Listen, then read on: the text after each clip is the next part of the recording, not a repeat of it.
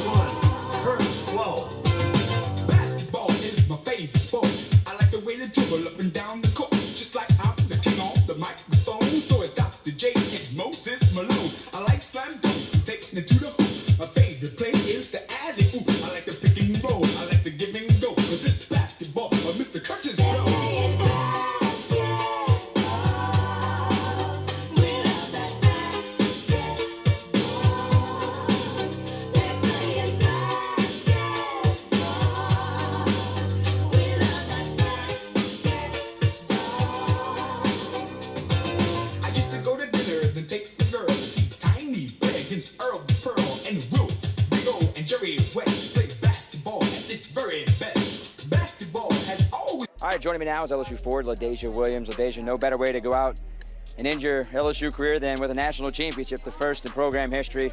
How great is it?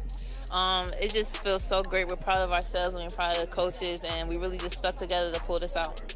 What's up, everybody? How you guys doing? Welcome to another beautiful episode of Unmuted. I am your host, comedian Scott Simpkins, aka Sub 7, which is my government name. And if y'all can see this background right here, y'all know what time it is. Y'all know what time it is. Y'all all watch. I believe every black person in the nation watched. We had to represent for LSU. So without further ado, I'm going to do it the right way. I'm going to do it the way how I want to do it. All right. Standing at 6'4", all the way from Bradenton, Florida, she is your favorite forward, light-skinned, tall, dunk on you anytime in the middle. We call her Ladazhia Williams, baby. Let's give it up for Ladazhia Williams. I'm at a gym and I'm rocking it. Suckers like a checkerboard, red, black is flocking it. The graces I ease across the stage, bars around the audience, sort of like a cage. They laugh because they assume I'm in prison, but in reality they're locked in. Once again, I'll state that I can't be stopped because yo, I am as light as rock. I am the light. Williams, y'all, what's up? Yeah, how you doing, mama? Good to see you. How you doing? I'm doing wonderful. Glad to have you on Unmuted. Thank you for coming on. Thanks for reaching out. Oh, most definitely, most definitely. So I gotta ask you this, man, before we get down into the nitty gritty. Have you even how does it feel? You got the Natty, you won the Natty. Have you had time to just let it rest on you? Oh, I got a Natty. A little bit, but I'm getting ready to go to training camp with Indiana, but it's just still an unbelievable feeling and just grateful to be a part of this history here. Yes, most definitely. Big time history. I mean, do you even, realize that you guys are part of history, what you guys did for the culture? Mm-hmm. You realize that? I mean, that's for history, and nobody can take that away from y'all. Nobody can take that away from you. I mean, you had people, getting ready to fight. We was ready to go to the White House for y'all. I mean, I was taking hitting up the right from people on Sports Center, all that, and I was standing up. I'm like, look, we're going to let these beautiful black girls enjoy this, because they did that. A 17-point win, we did that. I even pulled a white woman wig off in Walmart over y'all. Okay, they still looking for me for that. But anyway. So tell us a little bit about yourself. You grew up in Bradenton, Florida, and you played ball at Lakewood Ranch, correct? Yes, with What Coach Tina made you want to Hadley. play basketball? Um, Really, my older brothers, like, they were into sports and stuff, and I didn't really do much, so I was just like, I'll just play basketball. Really? Yeah. So you ain't see nobody on TV or anything, Michael Jordan, LeBron James, Kobe, and then you just say, "Oh man, I want to do this." No. Mm. Oh, so it was never in your heart like that. Oh, No, not at man. first. Not at first. Okay. So at what age was it when you decided, okay, I'm good at this. This is what I really want to do? Around 8th grade, I started taking it more serious and started playing travel basketball and getting a lot of exposure. Yeah. So you guys did a lot of AAU playing? Hmm. Okay, cool. Cool. So, normally where I come from, fathers went outside and, kind of played ball with you, kind of, D'd you up and everything like that. But I know your mom was very hands-on with you. Did mom ever get outside and play ball with you, kind of throw an elbow in your chest and all? Yeah, sometimes she would hop in the drills with me, when I was working out and stuff. She was always at my workouts. Yeah. Hey, Miss Griffin, I know you're gonna be watching. Listen, I know you elbowed this girl in the chest. All right. You aren't supposed to be Dennis Rodman, No, but you was like, okay, all right, cool. All right. Just want to make sure she didn't do no, that. I don't think she ever did. All right, dopeness. So you went to Lakewood Ranch High School. How good were you? Because when I looked up everything, I mean, you was a straight baller. But I want to know from your eyes, because sometimes we can go and actually ball out and we don't think much of ourselves. But what did you think about your play at Lakewood Ranch? I think each year my goal was to get better than I was last year. And Coach Tina and the other assistant coaches there, they just really worked me out every day of the week. And I would just stayed in the gym, and each year I saw myself getting better, getting more exposure. And I guess, like, all the college coaches being interested in me just really showed me, like, I'm talented and I could really go far with basketball. Awesome. And I want to ask you this because of what you said at first. You just said, okay, well, I'm gonna just play basketball. I see my brothers doing it, and I would just play. So when you started noticing people watching you, and they was like, man, this girl can ball, and then you saw the colleges and the recruits coming into the audience to watch you play, how did that make you feel? I was just excited. I always like to play in front of a big crowd, so just to have them, and then, like, at Lakeland Ranch, our crowd started building up each year as we kept winning, so it just felt good. Yeah, I'm gonna tell you about Lakewood Ranch. We didn't like y'all. All right, I was braided to Southeast. Okay, braided to Mhm. Southeast, and I had some of the baddest female basketball players I've ever seen in my life. Had the Free Bowden, you had Tiona Wilson, you had Brianna Phillips, you had Shaq, what's it, Shy Baby. You had them on there. They can ball. The Mhm. only hill, the only hurdle that we couldn't climb, Jacksonville Reball. I don't know if y'all played them. Yeah, we did one time. Yeah, Jacksonville Reball was the truth back in them days, boy. They was bad. So I'm kind of old when I graduated 2003. So Mhm. just putting that out there, but I still got a little ball in me, you know. So you got to college and you was recruited, I think, by South Carolina first. That's what I committed to. Yeah. That's who you committed to. What was that experience like? It was a great experience. Being with Asia Wilson my freshman year, I learned a lot from her, and I think I developed myself very well there. And I just needed a fresh start after leaving. Yeah, okay, I feel you on that. Now, versus those years in the 90s and the early 2000s, we didn't have the transfer portal like you guys do now. Because, I mean, once y'all get tired of a coach or a school or something like that, something don't go right, y'all can go to that portal and be like, hey, I'm out. What is that like? I mean, did you catch any flack from leaving the school like that and going to Missouri? People on social media always talk, but I didn't care. Man, look, so let me tell you about social media. They're keyboard gangsters, okay? Mm. Keyboard gangsters. They'll say anything behind that keyboard, but they ain't gonna do nothing. And if you haven't noticed by now that the whole Black nation is behind LSU, we ain't gonna let nobody bother y'all. You know. So you went to Missouri. You did have a decent season and everything like that. So what made you like want to get away from Missouri? Because I mean, it seemed like that was going to be a place that you felt at home to stay. I just felt like I needed something else to prepare me for the next level. Yeah. And when I seen Coach Mulkey like come into the SEC, I just felt like she was that coach that was gonna get me there. Okay, all right, I feel you. So let's talk about Coach because she's a dominant woman. Mm. She has a headstrong attitude, and even when she played ball, you weren't gonna mess with Coach. You weren't gonna mess with her. No, if you try to do anything to her, she's gonna let you know about it, and she's gonna take it out on you, not with just her mouth, but her play. In addition to being an outstanding point guard. And Mulkey comes up with the ball. Kim Mulkey directing traffic.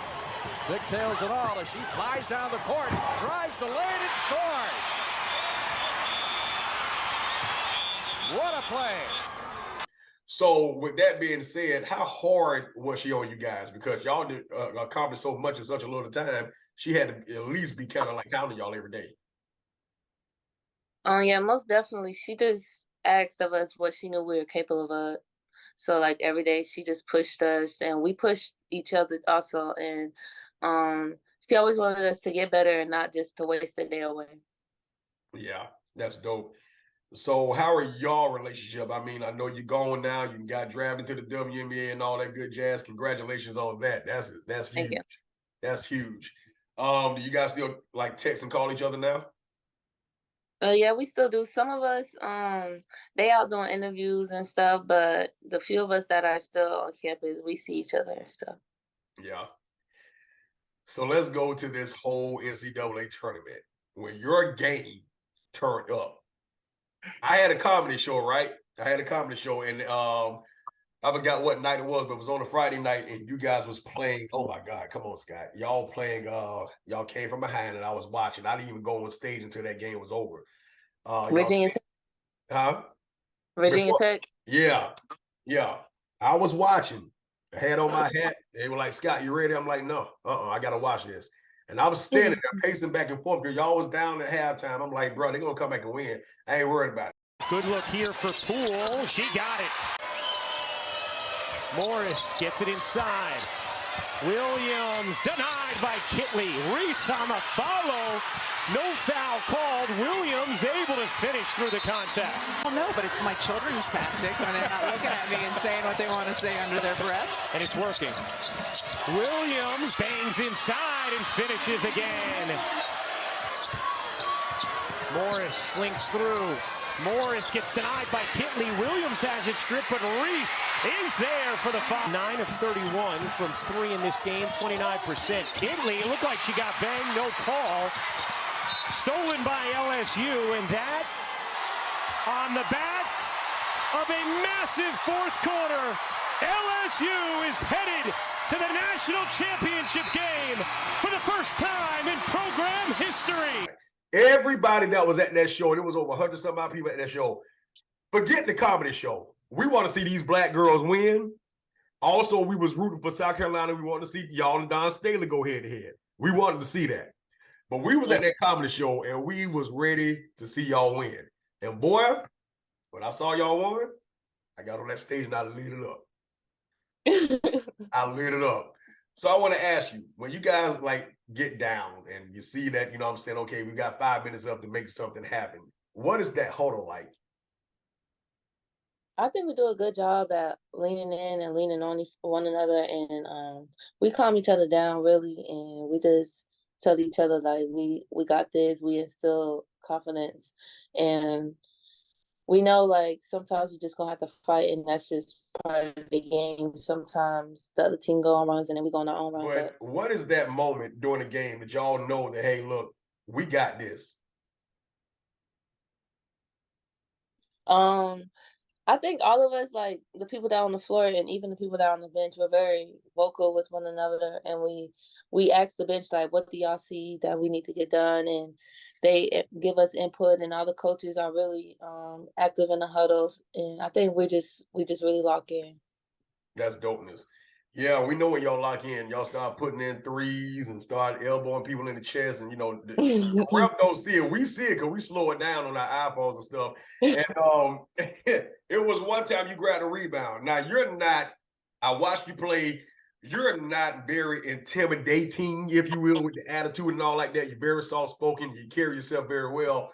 But this one play, you grabbed a rebound, and girl kind of snatched the ball from you, and I'm like, ooh, she got a dog in her. Morris shooting over the double team. Offensive rebound, Ladazhia Williams. She's been a beast on the glass. Held ball and a scuffle.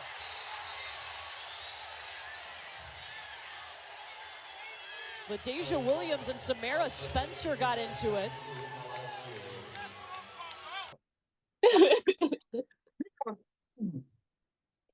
You miss gripping that came out of you on that game.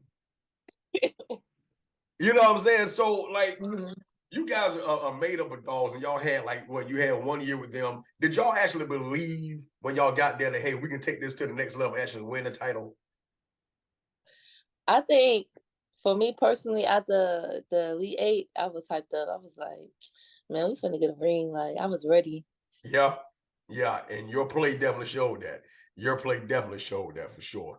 And you balled the crap out. I mean, look, you had to go against some country girls, some country, like, band-built type of girls. Like, dog, is that Karl Malone out there in some shorts? You know, so let me ask you, this. Because one thing I noticed, all you guys have different personalities. Every last one of them. You're more laid back, reserved, quiet. You got Flaw J, she the rapper. She got a lot going on. You getting sleepy because I'm boring you right now. That's all right. That's all right. You know what I'm saying? You know, you got, of course, Angel Reese. You know what I'm saying? She's out there. How in the name of God did y'all bring all those egos into one band to get this job done? Really, we let each other be themselves. Like, we don't try to dim nobody. Like we just accept, we embrace each other's personality, and I think we just balance each other out. Really. Yeah, that's good. Balance is always important on a team like that. I mean, having the team majority black. The team was majority black. You had one white girl on the bench. I think it was, is she coach's niece or something like that? No, it was two white girls. One of them was a walk-on, and then the other one, Emily, she was recruited by the old coach. That was at LSU. Okay, the old coach. Okay, cool. So being a predominant black team, did you guys catch a lot of flack, you know what I'm saying, from the fans and stuff of other colleges and all, you know? No, not that I know of. Not that you know of? Okay. No, I don't think so. So that means our fans love us, so. Yeah, I'll trust. I know that. LSU, they love their fans for sure. I know that for a fact. But when you go on social media and look at the things that were said after you guys won the Natty, it was a lot of races, a lot of, you know, things that I couldn't believe that they were saying just because somebody was taunting. You don't like stay on that at all. But just because somebody had an attitude about winning that we all do.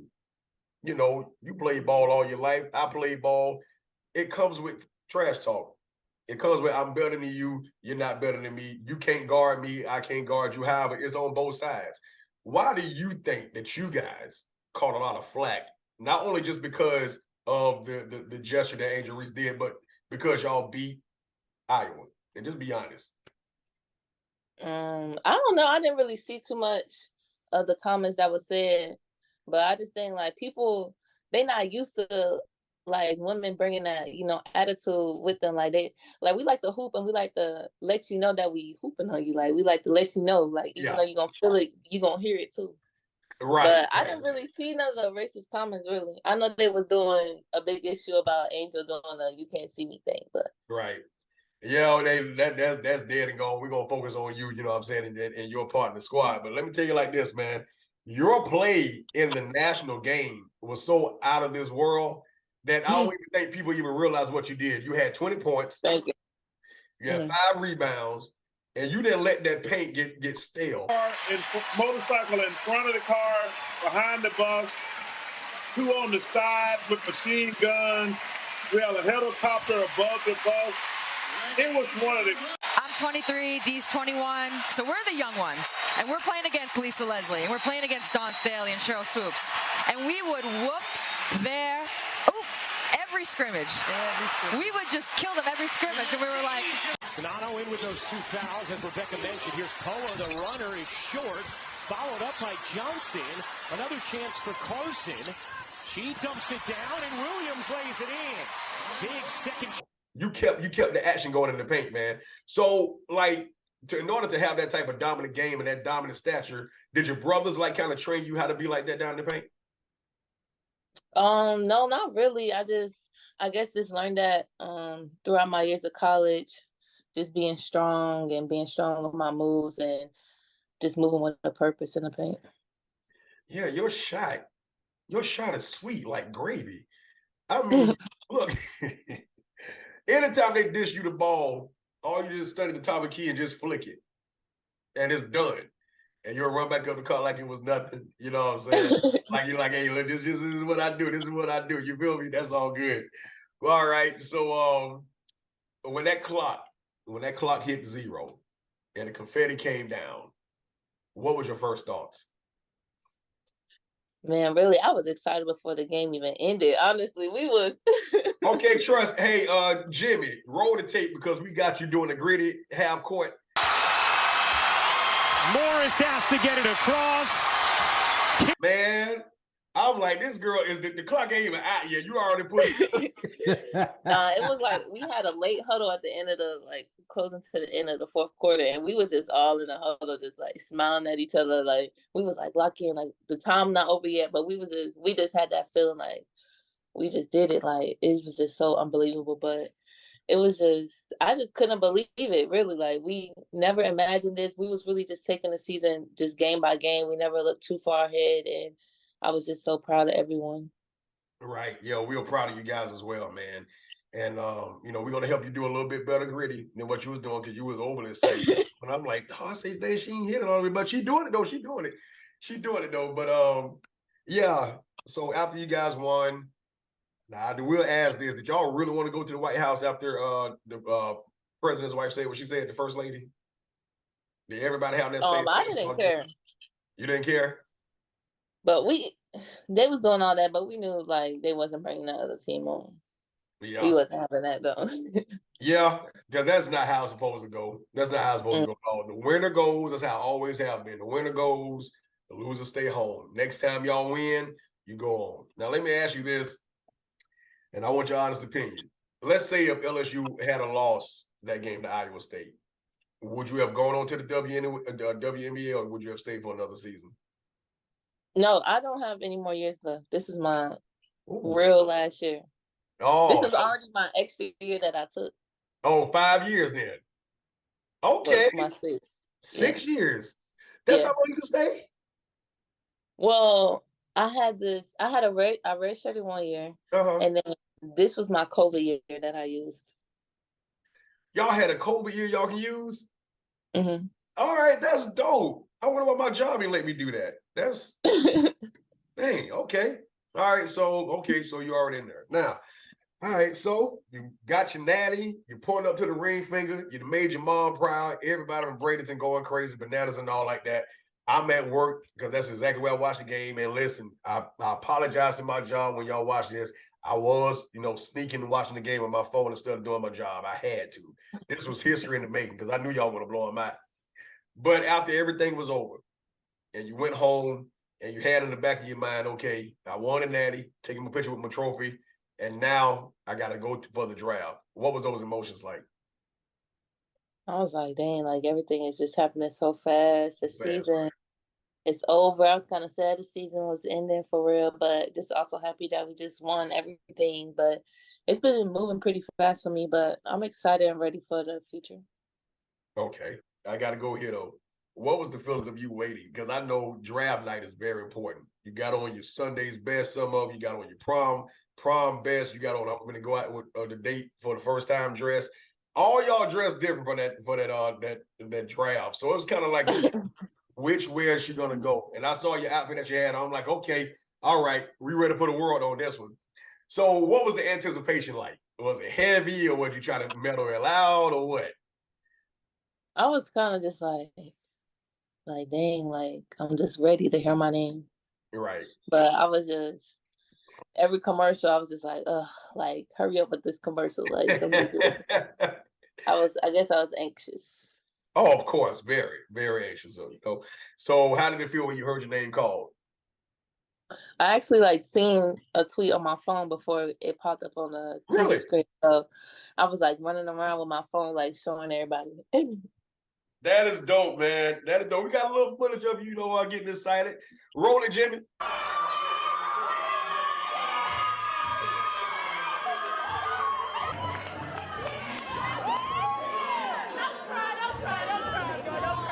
I fired Bartholomew. Bartholomew kept drinking my Kool-Aid and I ain't like that. So I got Jimmy here today doing all my footage and all like that. So he's an imaginary person that don't exist. I just said so people could think I got somebody in here in my house. But anyway, yeah. So you got that going on. You're excited. Everybody's excited. I'm excited. Mom excited. The whole city's excited for you. So what can we expect from you? What can we say at the end of the next season? You going to be holding up that trophy?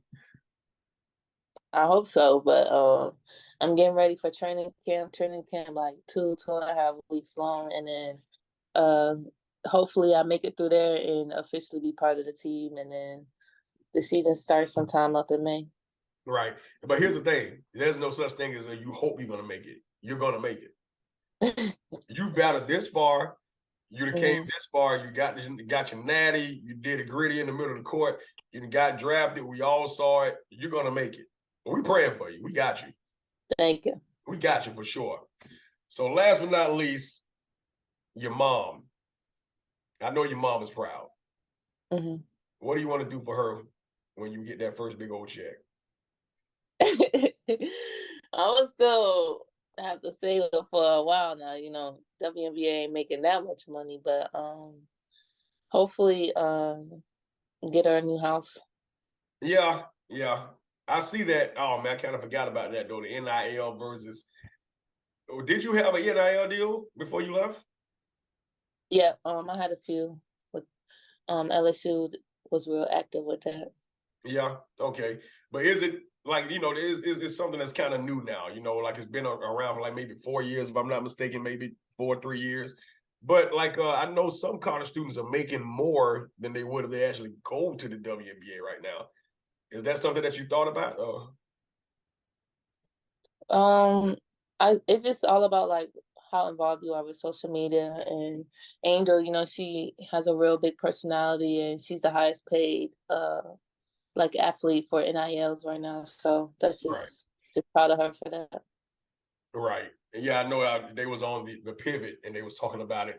I think she's up to like a little over $1 million now. That's kind of like, wow. But it's on the internet.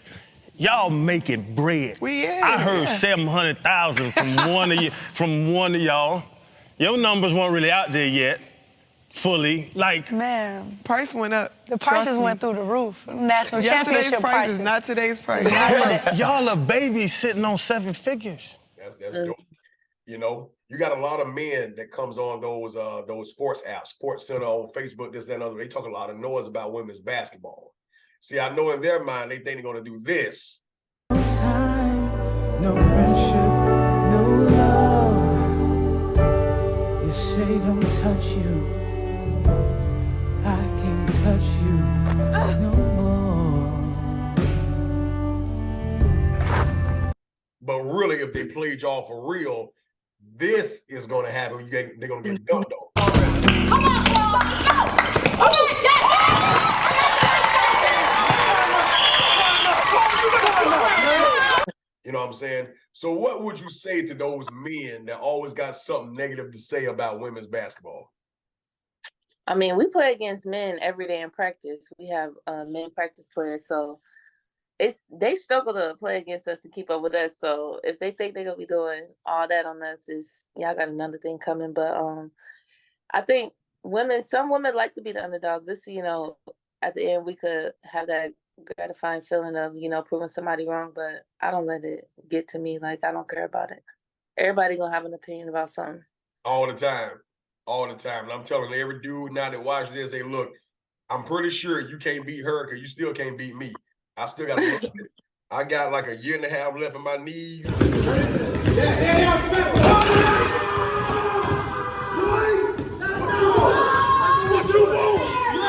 I'm 38 now, so I'm just saying.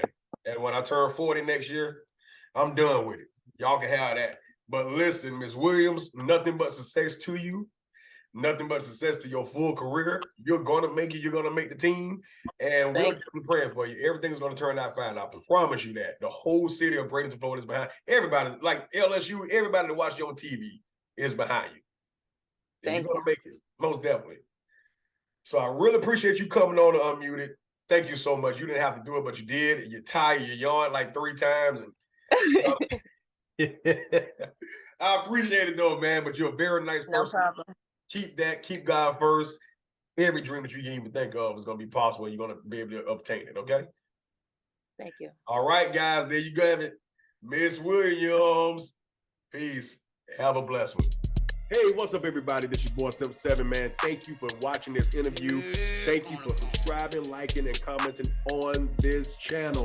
I really appreciate it. And if you have not subscribed to this channel, please click that button right down there. Don't wait till your homeboy blow up. You wait. Go ahead and participate and become part of the Unmuted family. We greatly appreciate it. We work very hard to bring you good content and stories that you probably never heard of before, and a little something to make you think about the Lord a little bit and laugh a little bit. All right, guys. Like, click, share, comment. Don't text me. Put it right there in the comments. Simp7 out.